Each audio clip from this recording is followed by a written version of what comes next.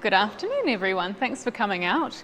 Look, I've got some really exciting announcements to make about the government's plan for the construction sector as it relates to health and safety today. So first off, we did our health and safety roadshow last year where we went all around the country and heard from hundreds of people, and we heard directly from people in the construction and trades industry who had some concerns about the costs and the resource-intensive nature of health and safety at the moment. So I'll run through what some of the changes are that we're consulting on and what I've asked WorkSafe to do. So we're starting off with consulting on changes to the scaffolding rules because look, we do want people to be safe when they're working on construction projects or they're renovating homes. But we also have been hearing from people involved in scaffolding and construction that the rules around scaffolding are far too complex and it's taking up a lot of cost. And so if you look at a really basic calculation that MB have provided me, if you're doing a roof on a one-storey house, the scaffolding alone can cost up to $27,000 for that type of job. If you're doing a simple paint job for a one-storey house, the cost of the scaffolding alone can be up to $12,000 for that type of project. So how can we keep people safe and have proportionate risk assessment while also ensuring that we're not using scaffolding for everything? I think it will be great to be able to work with the industry on what those new rules will be so that we can end up with people being safe at work while also ensuring that the costs come down. So if you've got homeowners who are out there who have been struggling to actually find the money in their own back pocket to do renovation work, they might be incentivized to help a tradie out, get the roof fixed, get some painting jobs, maybe call up the plumber because they know it's actually going to cost less. And this can actually help our trade and construction industry, who we know have been really struggling over the last year. The second change is to pre-qualifications. And for people who are involved in office-based work, this doesn't mean much to them, but I can tell you it's the number one issue when I've been talking to tradies. Trying to even bid for a construction job on a work site, you have to fill out pre-qualification forms. Now, some companies that we've spoken to have submitted up to 76 pre-qualifications just in 1 year alone. That's thousands of dollars just on whether or not they meet health and safety obligations to even tender for work. So I've asked WorkSafe, how can we reduce this cost, streamline the process, and make sure that it's easier, less resource intensive, less admin intensive, and less costly for construction businesses, because we do want to support them trying to bid for the work that they can do. So WorkSafe will provide more guidance and provide one streamlined nationwide response to what would a template for a pre-qualification look like. I'm very happy to take any of your questions, but this is us responding directly to the tradespeople up and down New Zealand that we've heard from as part of our roadshow. What changes are you planning to make in the scaffolding area? Well, we don't know yet, and that's the exciting part about this. I'm not a builder. I don't go out there putting up scaffolding myself. I do know that we do have a qualified tradesperson in Cam Luxton from the ACT Party. You're more than welcome to go and talk to him about that reality on the ground.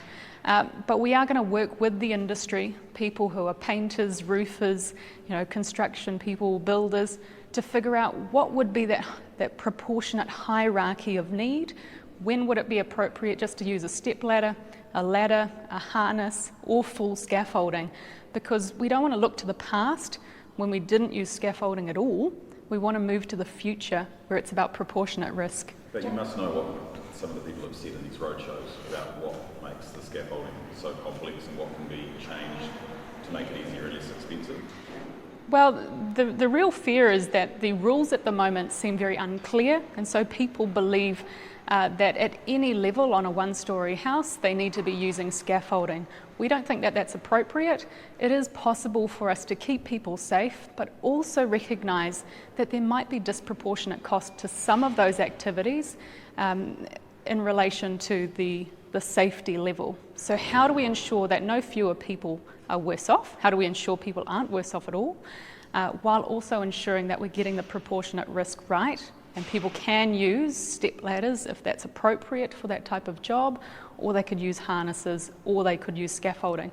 But I'm not the expert in this area. That's why we are working heavily with industry, and I hope to be able to come back before the end of year with what the new rules will look like, signed off by Cabinet. What makes you think or has led you to believe that the current rules are not proportionate to the road safety outcome?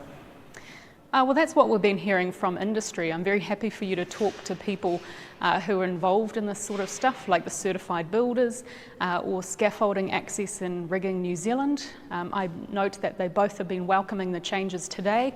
Certified builders in particular for the pre-qualification assessments. But what I would say to this is, when I've been talking to tradespeople, they don't want people to be unsafe on work sites. It's extremely unproductive, for one thing. If you've got, builders or painters who you're employing, you want to make sure that they can go out, do the work projects that have been booked in, come back safely so they can go out the next day and do another project. Having an unsafe work environment, firstly, it's terrible for our culture across New Zealand, but it's also really bad in terms of work culture because it means you've got fewer people who are able to do the job. So everyone I've talked to in the construction sector does want their people to be safe. It's how do we do that without burdening people and homeowners with additional cost above and beyond what would keep someone safe that has a negative effect of telling people don't spend your money. What exactly are you announcing today? Are you announcing that you're going to look into something? We're announcing that we are consulting with the sector. And look, this might sound like a small thing for you, but I know it's really big because even 2 weeks ago, I spoke at a trade show for the National Safety Show. We had tradespeople there in front of us. I had 3 questions from tradespeople, and they said, what are you doing about the pre-qualifications? Because we understand you want to focus on the critical risk, and they support that, but specific to the construction sector who has been really hurting and hasn't felt listened to, what is the government doing specifically for the construction sector? And here is our answer. We want to work with you. We have heard you on the roadshow, and we want to ensure that the scaffolding risk is appropriate, the scaffolding rules are right for the risk, but also that we're reducing that cost, the admin time and resourcing needed to even bid for work in the first place. I get all of that, but what's the point of today? Is it signalling to New Zealand that you're looking at it? Why don't you go away and do the money and announce, then have something to announce? Well, because people are really excited about this stuff. You should put it up on your website and see what response that you get. Sure, we could go and say, this is what Cabinet has signed off on, but I also want to make it really clear to all of the tradespeople out there who do feel like they could have an opinion in this space and actually make the laws clearer. We are hearing from you, but we also want you to work with MB so we get those rules right. I don't think it would be appropriate for us here to suggest that we are the experts in this space. We are definitely wanting to work with industry on it. I guess I'm wanting to kind of drill down into kind of what the overall philosophy is here. Are you effectively saying that if you've got a single-storey building which currently has scaffolding at the moment, your ideal scenario is in the future that single-storey building doesn't have scaffolding and people will use a ladder or a step ladder, etc.? Well, we don't actually have the answer at this particular point in time. You've used it as an example, so I'm trying to say, is that what you're saying the problem is? Yeah, the problem that I've been hearing from are that the rules are so complex, people believe they need to use scaffolding at all times when they're on their construction site. We've been hearing from people in the industry that they don't necessarily believe that that's proportionate or needed. So what can we do to make the rules clearer, to allow tradespeople to know what they can do without scaffolding and when it would be required because it's for people's safety? You're saying this will save on costs and time. Do you have any sort of indications on how much of either this will be or any targets? I don't have answers to that at the point.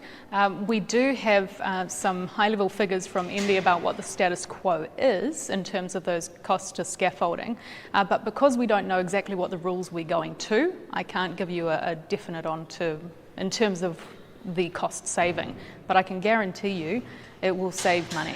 How can you guarantee that if you don't know what you're changing it to?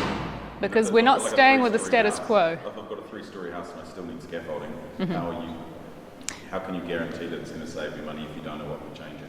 Well, not for every specific individual project, I can't guarantee you that, but in terms of the status quo versus what the future will look like, it's not going to be a good policy change if it costs more money. But how can you be sure there is something to change and that the rules aren't there for a reason, albeit people might not like them or think they're complicated? How do you know if they're inappropriate yet? Well, we do know that there was a study done by NZIER a few years ago that said, yes, it has been beneficial to move away from the past where there wasn't need for scaffolding at all towards what we had now, which is more scaffolding, because that has led to a reduction in deaths and serious injuries on work sites, so that's a good thing. But they also pointed out in that report that there has been a disproportionate cost to the overall benefit. So yes, it's good that scaffolding has been adopted by New Zealand society, but have we gone too far in some circumstances where it's not necessary? So that's what we're changing. But that's still a question, right, at this point, so we could continue this consultation and still be back where we are today because we don't know? No, that's not true. So we've got elements of two parts of the past where we didn't use scaffolding and where we have an industry that believes you need to use scaffolding for everything. I think we can take the best of both and move forward. So we're not using scaffolding for everything, but we're still keeping people safer than they were in the past. Minister, are you going to be consulting with ACC on the changes, and how much weight will you give to the advice that they provide? ACC will be consulted as part of the process before we end up with the final government decision through Cabinet. I would expect that to happen. But the weighting that I will take will kind of depend on the information that is given. I'm really interested firstly in hearing directly from the industry. We've heard them through the overall roadshow process that they did want to focus on the critical risks. They do want workers to be safe, but they also wanted to know specifically what are you doing for the construction industry and tradespeople. This is our answer to them, that we're focusing on scaffolding and pre-qualification assessments to drive down costs while keeping people safe. But you've got to work with us. We're not the experts in government. We actually need to work with the industry on what we can do. And then subsequent to that, we'll be asking ACC based on the policy decision that comes out. I guess the risk with the old days was, as you say, scaffolding can be very expensive, extra protection can be expensive. There's a big pressure on builders, especially if there's not much work around, to take whatever any other builder would say is comfortable with as a measure, because otherwise they get sort of out-competed, undercutting jobs. So that can lead perhaps to businesses doing things that they don't think safe because they need to just use the ladder to win the job. I guess the advantage of the current rules is that it's pretty clear if someone's working up high, they're acting illegally and reasonably easily.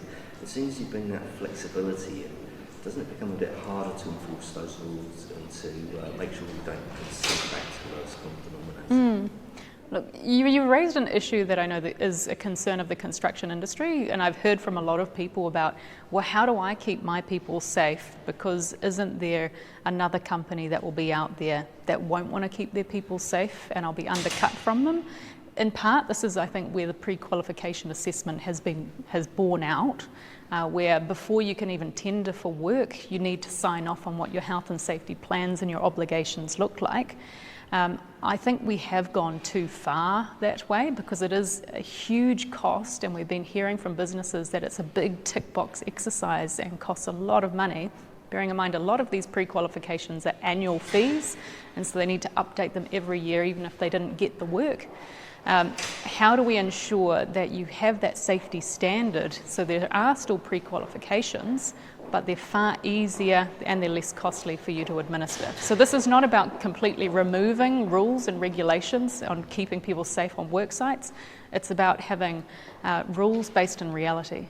How are you going to ensure that you're not watering them down so much that workplaces become unsafe and that, or even people at home doing DIY, how are you going to ensure that people aren't dying unnecessarily because they haven't got scaffolding, or the scaffolding they got wasn't good enough? Well, like I said before, talking to people in the industry, they don't want their workers to be unsafe. They want them to come back to work the next day healthy and well so that they can work on the next project. It's extremely unproductive to have sick, or injured staff at work because you don't have as much money or projects coming through the door. It makes sense for workers and business owners to work together for their safety, so I don't have that same fear. But look, I do have the fear that if we have construction costs that are so high and Kiwis still want to do work on their own projects, they aren't going to hire professionals. They'll simply do it themselves. And we know health and safety obligation doesn't exist for people just doing DIY at home. It only works when you've got workers on a work site.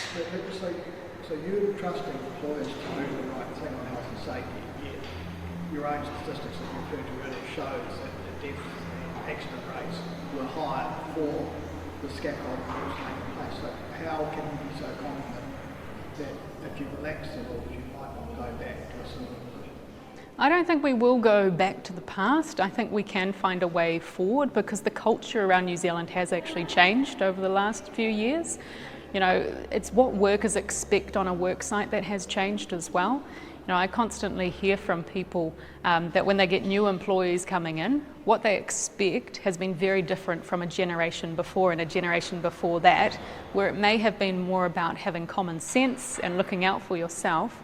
It is far more about looking out for yourself and your team, as well as having higher health and safety expectations on your employer as well. You know, looks like a lot of people here are from my generation, and we do actually expect a lot from our employers. When people say, look, you're watering these down, people are going to get injured, people are going to die from falling off roofs and stuff. Is that what you're doing? What would you say to those people? Not at all. I want people to be safe at work. I want people to continue being safe at work, and I think we can do that by having proportionate risk assessment. Rather than going no scaffolding or scaffolding all the time, there can be a flexible middle ground that works to keep people safe and reduce costs. It is possible, it's just, it takes willpower, and we're willing to work with the industry to make sure it happens. Cool. Thanks very much for your questions. Thank you. See you.